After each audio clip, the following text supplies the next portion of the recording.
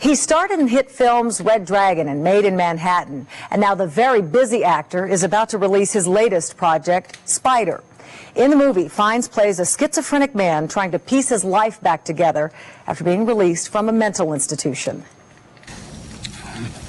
I will not be here that long. Nor did I expect to be. But it is a loud world. And this is an island.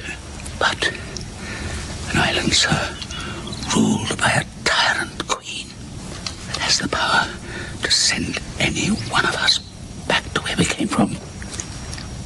The asylum, I mean. Ray Fiennes, good morning to you. Thanks for being with us this morning. It's a very complex film, and I don't want to give it away too much, so you tell me what it's about. It's about a man called Spider, who we first see arriving at what we call a halfway house. He's left a mental institution, psychiatric hospital, and this is a place where he starts to be integrated back into the community, and it's pretty run down. It's a depressing place, and it's actually in the area where he grew up. And the film really is about him remembering his childhood, so it essentially flashes back. And you actually see him watching himself as a child with his parents.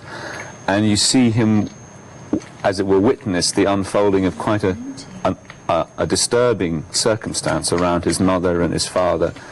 And I think some people will find it hard to... The man, Spider is confused. He's got two different kinds of memories trying to battle with each other. Right. And the film shows both. So the audience have to go on the journey of this quite confusing story, which is the state of his mind. How difficult was it for you to get into Spider's head? What kind of research did you do to really delve into the depths of mental illness? Well, when Patrick McGrath, who wrote the novel, he was trying to write the mind of a schizophrenic. When David Cronenberg came on board to direct the movie, David was very firm about saying, I'm not making a film that is going to be a clinically accurate observation of schizophrenia. As it happens, from the research I did, schizophrenia takes many forms, from people who, as you said earlier, are able to function quite normally, to people who clearly are unable to cope with any kind of normality. So I was told by one doctor, you can sort of do what you want. I mean, there are people whose faces twitch and spasm all the time. There are people who are talking under their breath a bit and mumbling to themselves. And there are people who are apparently normal until when they speak, they start to tell you stuff and you think, what is this?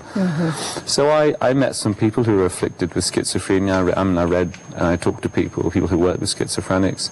But David Cronenberg was and I think this was right, he didn't want to be fettered by having to say, is this accurate? What kind of drugs is Spider taking? What particular type of schizophrenia is he?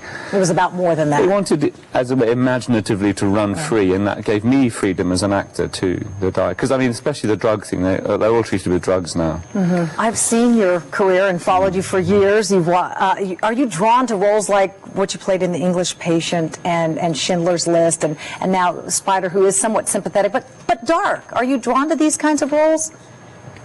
Well, I suppose I'm just interested in where people, there's an ambivalence in people's inner life where they're not necessarily, I mean, the guy in Schindler's List is clearly psychopathic. The Almashi in The English Patient is he's a man whose emotions have been held down and sort of, as it were, repressed, but he's not screwed up in any way. He's a sort of focused, driven person who suddenly meets a woman and he's thrown into disarray emotionally. But I like that conflict inside people. I think the people who are struggling is always interesting. Yeah, but there was a departure recently in Made in Manhattan. I thought you were fabulous in that. Thank you. Well, I had a great time on that, and I'd like to do more films like that, like Made in Manhattan. You know, you were in the movie with Jennifer Lopez, and she and Ben Affleck have a very public existence, and yet we don't hear a whole lot about you in terms of your private life. Is that the way you want it? Well, I think people make choices, don't they, whether they want to make their private life public or not. And you know, I live with a great actress called Francesca Annis, and we go out when we go out, and we don't, as it were, campaign to get media attention. I don't think that's what we feel like doing. But. Yeah, the big fish swim deep. Ray Fiennes, thanks so much.